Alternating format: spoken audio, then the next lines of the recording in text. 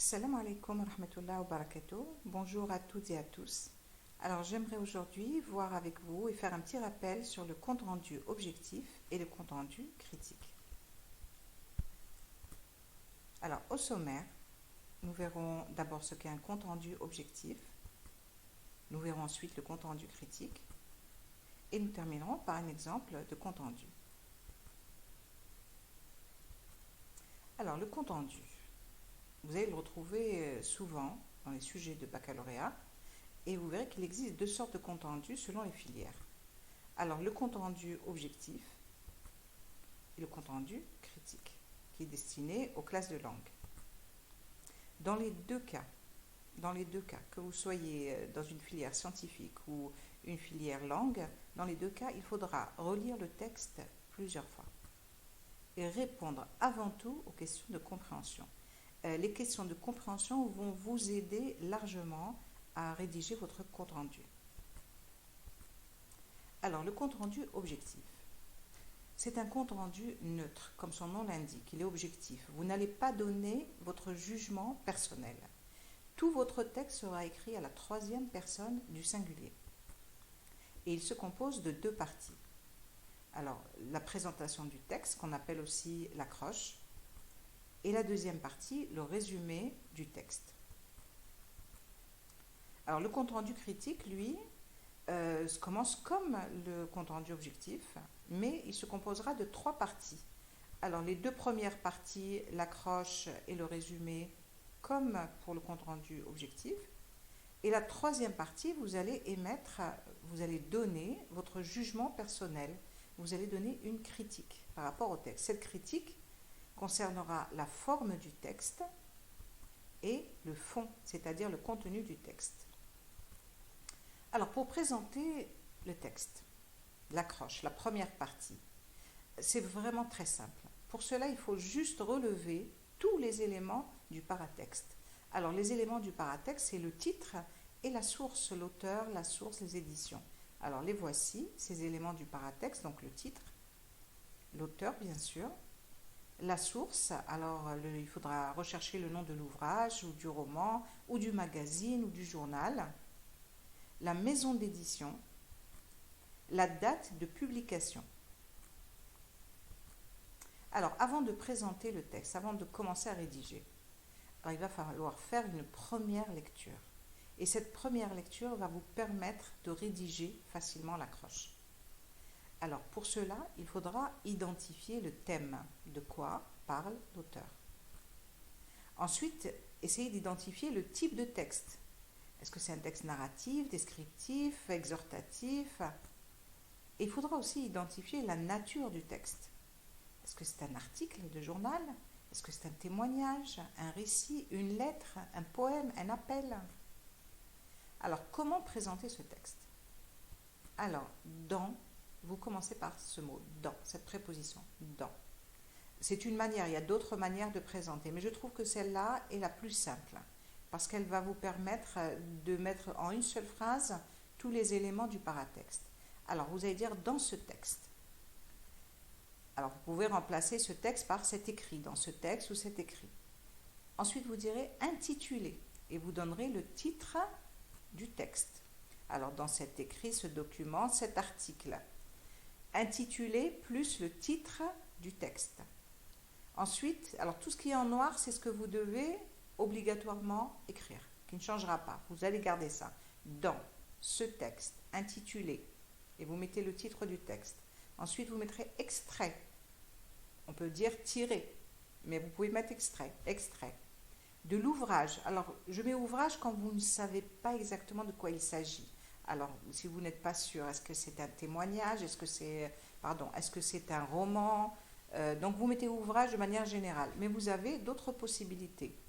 Alors, du journal, extrait de l'ouvrage, du journal, du magazine, du récit, plus le nom du livre ou du magazine ou du journal, etc.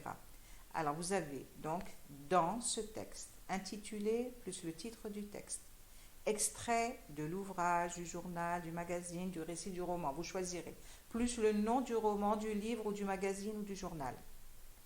Ensuite, vous parlerez de l'édition. Alors, pour introduire le nom de l'édition, vous allez reprendre ce qui est écrit en noir.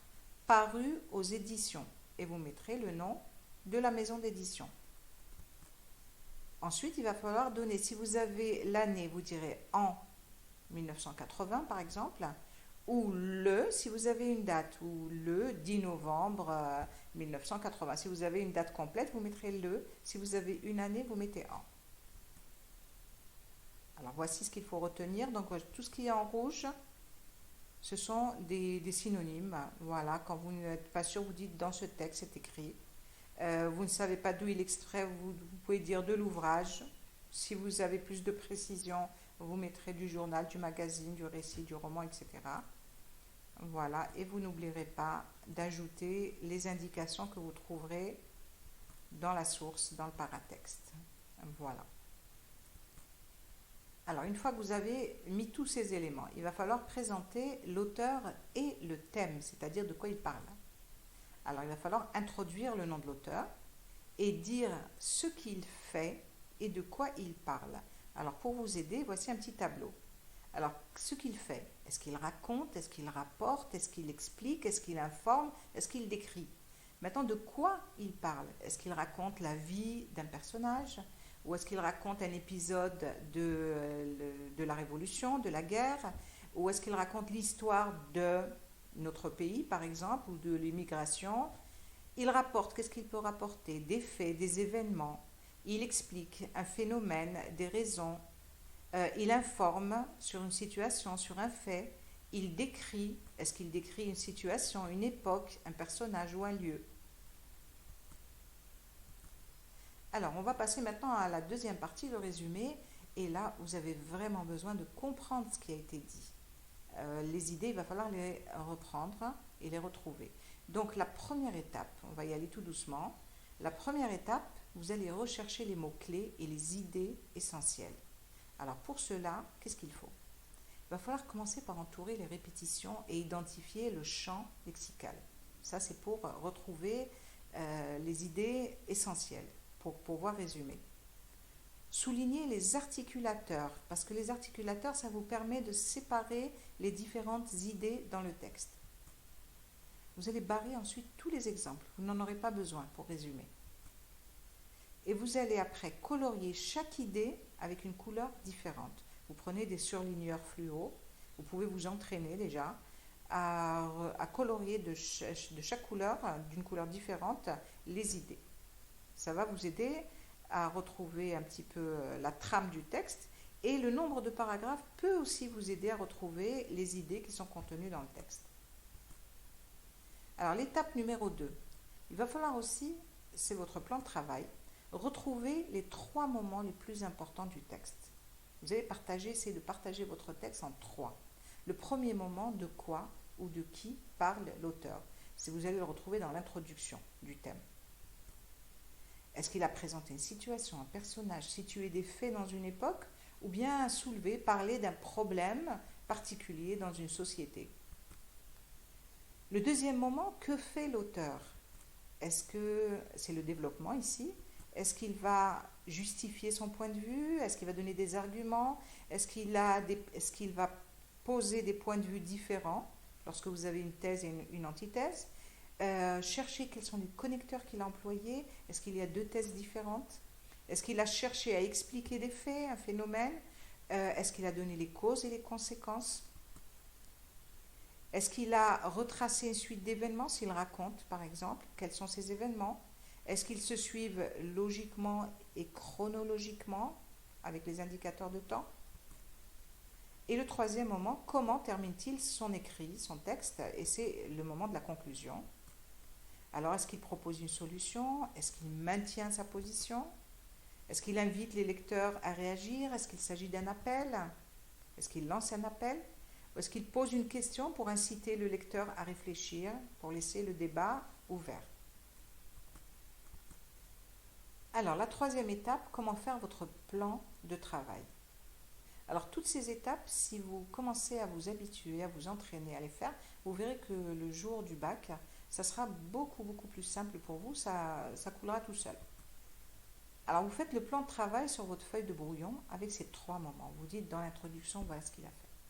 Dans le développement, voilà ce qu'il a dit, qu'est-ce qu'il a présenté comme argument, ou bien quels sont les événements qu'il a situés, et comment il a terminé son texte. Puis, sans regarder le texte, vous allez reformuler avec vos propres mots. Et là, c'est très important de ne plus regarder le texte. Vous avez compris, donc reprenez avec vos propres mots. Même si même si vous faites des erreurs au niveau du vocabulaire, si vous n'avez pas tous les mots, c'est pas grave. Le plus important, c'est que vous ayez reformulé. Vous le dites avec votre propre vocabulaire. Vous évitez de recopier les mêmes phrases et les mêmes expressions. Vous pouvez garder les mots-clés, bien sûr, mais ne reprenez pas les mêmes phrases. Et surtout, ne reprenez pas les exemples. Alors, l'étape numéro 4. N'oubliez pas, ce ne sont pas vos idées, que ce soit un compte-rendu objectif ou un compte-rendu critique. Dans cette partie de résumé, ce ne sont pas vos idées, mais celles de l'auteur que vous résumez. Pour cela, vous allez utiliser des substituts pour ne pas répéter le nom de l'auteur, parce que vous allez parler de cet auteur. À chaque fois, c'est une référence à l'auteur. Vous allez employer des verbes introducteurs et vous allez enchaîner les idées avec des mots de liaison. Alors, voici quelques exemples. Alors, par exemple, la première idée, vous allez commencer par exemple un connecteur, un mot de liaison en premier lieu ou d'abord. L'auteur. Vous pouvez reprendre le mot l'auteur au début. Plus un verbe introducteur. Qu'est-ce qu'il fait dans cette première idée? Est-ce qu'il explique? Est-ce qu'il raconte? Est-ce qu'il affirme? La deuxième idée, vous pouvez mettre un mot de liaison, ensuite un connecteur. Vous remplacez l'auteur par il. Il ajoute, décrit, relate, insiste. Troisième idée, vous utilisez encore un connecteur, puis vous n'êtes pas obligé de mettre à chaque fois les connecteurs, mais c'est pour vous aider à retracer un petit peu, à faire votre plan correctement. L'écrivain, le journaliste, l'historien, tout dépend. Voilà, ce sont des substituts pour remplacer le mot l'auteur, pour ne pas dire il à chaque fois, pour ne pas répéter le nom de l'auteur. Alors, que fait-il? Est-ce qu'il dit, il déclare, il rapporte, il précise? Et puis, il peut y avoir plusieurs idées, il peut y avoir jusqu'à 4-5 idées. La dernière idée, dans sa conclusion à lui, vous direz enfin, et vous reprendrez le terme qui correspond à l'auteur. Si c'est un historien, si on parle de Mahfoud Kadash par exemple, vous pourrez dire l'historien. S'il s'agit d'un témoin, vous prenez le mot témoin. Si c'est un docteur qui a écrit, ou un savant qui a écrit ce texte, vous direz le scientifique, etc. Termine, finit, conclut, maintient, etc. Voici les verbes introducteurs pour la dernière idée. Alors, pour terminer votre résumé, il va falloir encore ajouter, enchaîner avec une autre phrase. Cette phrase, vous pourrez la faire à partir de l'identification, quand vous aurez compris quelle est la visée communicative du texte. Alors, la visée communicative, c'est quoi? C'est dans quel but l'auteur a écrit ce texte? Pourquoi il l'a écrit? Alors, est-ce que c'est pour informer, pour dénoncer, pour défendre un point de vue, pour témoigner, pour sensibiliser? Voilà, vous avez plusieurs possibilités. Alors, pour vous aider, voici un petit tableau, selon les types de textes. Bien sûr, ça peut varier, mais en gros, grosso modo, c'est ça. S'il raconte, on se pose la question, on a un texte narratif, s'il raconte, pourquoi est-ce qu'il raconte? Est-ce que c'est pour témoigner, pour informer, pour dénoncer, pour prouver quelque chose? S'il explique, pourquoi est-ce qu'il explique? Est-ce que c'est pour convaincre, persuader, sensibiliser? S'il décrit, il a décrit un lieu, il a décrit un personnage, est-ce que c'est pour inciter les gens à venir visiter, par exemple? Est-ce que c'est pour exhorter, il décrit par exemple un quartier qui est sale ou je ne sais pas, une situation négative? Est-ce que dans son but, c'est pour exhorter, faire réagir les lecteurs? Alors voici ce tableau qui pourra vous aider. Alors l'étape numéro 5. Une fois que vous avez écrit sur votre brouillon, sans trop regarder le texte, vous allez quand même relire votre travail. N'oubliez pas qu'un compte rendu doit faire à peu près le tiers du texte qui vous a été donné. Alors pour un texte de 600 mots, il faudra faire un compte rendu d'à peu près 200 mots. Quand on dit environ 200 mots, c'est clair que vous pouvez dépasser de 15-20 mots, il n'y a pas de problème, et vous pouvez diminuer de 15-20 mots sans problème. Alors en général, on a tendance à ajouter plus de mots qu'en diminuer. Alors vous compterez le nombre de mots, éliminez tous les mots inutiles, remplacez les propositions relatives par des adjectifs. Ça vous permet de contracter le texte. Vous vérifiez les accords, voilà, le verbe, sujet, les adjectifs avec les noms. Vous corrigez votre ponctuation, c'est très important, et vous séparez votre travail en 2 paragraphes distincts. La partie accroche, la partie résumé. Vous sautez juste une ligne, mais ça doit être bien clair. Et vos idées, essayez de les mettre sous forme d'alinéa. Chaque fois qu'il y a une idée dans le résumé, un petit alinéa. Alors, voici votre paragraphe. Il sera donc, votre travail sera donc partagé en 2 parties. On va passer au compte-rendu critique. Alors, on l'a dit tout à l'heure, c'est un compte-rendu en 3 parties, mais là, vous allez donner un jugement personnel. Alors, la première partie, la deuxième partie, pas de problème, c'est comme pour le compte-rendu objectif. La troisième partie, vous allez émettre une critique sur la forme et sur le fond. Alors, on va voir comment. La critique. Donc, c'est votre avis personnel et vos impressions. Alors, sur la forme, qu'est-ce que ça veut dire? Vous allez réfléchir, vous allez vous poser la question. Est-ce que l'auteur a employé un vocabulaire clair, mélioratif, dépréciatif, péjoratif, des mots simples, compliqués? Est-ce qu'il a été objectif ou subjectif?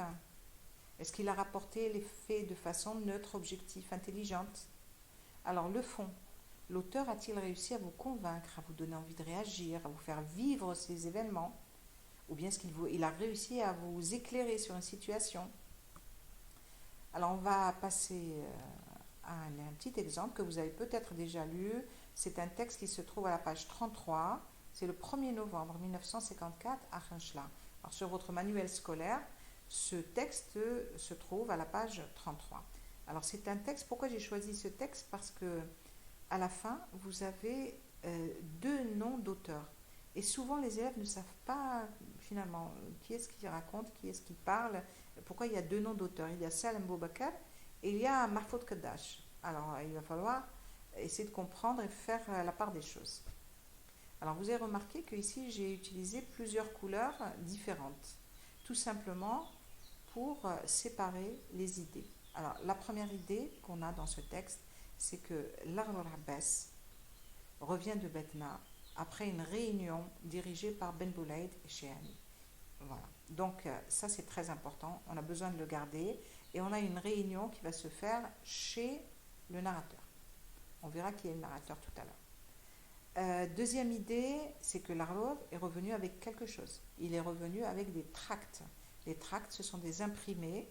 Voilà, c'est des petits textes qui ont été imprimés pour être diffusés, pour être distribués au sein de la population. Alors, donc, on a la deuxième idée, c'est ce qu'il y a dans ces tracts. D'où viennent ces tracts? Un tract de l'ALN et un tract du FLN. La troisième idée, c'est l'émotion que ressentent les personnages présents. Alors, il y en a un qui pleure, il y en a un qui est silencieux, et qui réfléchit, il y en a un qui répète Allahu Akbar. Donc, on sent toute cette émotion. Et elle est importante, il va falloir aussi la rapporter. On a ensuite l'information essentielle. C'est que le jour J, c'est-à-dire le jour du déclenchement de la révolution, est fixé. Ce jour-là, il est fixé, ils prennent connaissance du jour, de la date, de l'heure. Alors tout ça, c'est la même idée, comment ça va se passer. Ensuite, vous avez la dernière idée, qui est en violet. La dernière idée, c'est que ça doit rester secret jusqu'au dernier moment. Alors ce qui est souligné, ce sont les indicateurs de temps qui vous permettent un petit peu de retracer la suite chronologique des événements. Alors, les informations à retenir pour l'accroche. Le titre, bien sûr, le 1er novembre 1954 à Renchla. l'auteur qui est Mahfoud Kadash, l'historien qui présente ce témoignage. Le narrateur, celui qui raconte, qui dit je, qui est présent dans le texte, c'est Salem Boubacar, qui est un témoin et qui est le narrateur. La source, récit de feu. La date de parution, 1976. Les éditions, SNED. Le type de texte, on le reconnaît tout de suite, il est narratif. Le genre, c'est un récit historique. Et la nature, c'est un témoignage. Alors, la partie 1, l'accroche. Voilà ce que nous avons. Dans ce document intitulé, ou dans ce texte intitulé, le 1er novembre 1954 à Khanchla, et on met entre guillemets le titre. Bon, là, je ne l'ai pas mis en rouge, mais c'est pour vous montrer qu'il doit être mis entre guillemets. On met une virgule, on ne l'oublie pas. Extrait de son ouvrage, et on met le nom de l'ouvrage, Récit de feu, paru en 1976 aux éditions SNED, on met une virgule. Mahfoud Kadash présente le témoignage de Salem Boubacar. Mahfoud Kadash ici a recueilli ce témoignage, il n'est pas impliqué, n'oubliez pas, c'est un historien, il reste toujours objectif, il présente ce témoignage, ce n'est pas lui qui va parler. Alors la partie 2, là on va justement reprendre les propos de Salem Boubacar. Alors ce témoin, on ne va pas reprendre le nom Salem Boubacar, on reprend ce témoin, rapporte que le 29 octobre 1954, suite à une réunion avec Shehani Ibn Boulaïd, Laghror a communiqué au narrateur, à Oughad et Abbas, 2 tracts de l'ALN et du FLN à diffuser massivement. Il évoque d'abord leur émotion à l'annonce imminente de la lutte armée. Ensuite, le narrateur précise que les opérations prévues pour le 1er novembre à 1h du matin devaient rester secrètes jusqu'à la veille du jour J. On a repris les idées essentielles. Que Laghror venait de revenir d'une réunion avec Shehani Ibn Boulaïd, qu'il a rapporté avec lui les 2 tracts de l'ALN et du FLN, l'émotion qui s'est emparée des combattants présents, des personnages présents, et puis la date et l'heure de l'opération, du déclenchement de la révolution, et surtout que tout devait rester secret jusqu'au dimanche, jusqu'à la veille. Ensuite, on termine ce petit résumé avec l'intention de communication. Pourquoi est-ce qu'il raconte ça? Pourquoi est-ce que Salem Boubacar relate ces faits? Alors, l'auteur relate ces faits pour inscrire son témoignage dans l'histoire de la Révolution, dans l'histoire de notre pays. Alors, la partie 3 pour les classes de langue qui ont besoin de faire la critique. Alors, avec des mots simples mais touchants, Salem Boubacar nous fait partager l'émotion, la foi et la détermination qui animaient les combattants à la veille de la Révolution. Alors, j'espère que cette vidéo vous a été utile, qu'elle vous a vraiment aidé pour parfaire un petit peu vos connaissances sur le compte-rendu. Ce n'est qu'un rappel, ce n'est qu'une petite révision. Si elle vous a plu, rejoignez-nous sur notre page Facebook EduAction pour une école active et je vous dis à bientôt, Inch'Allah, pour une autre vidéo.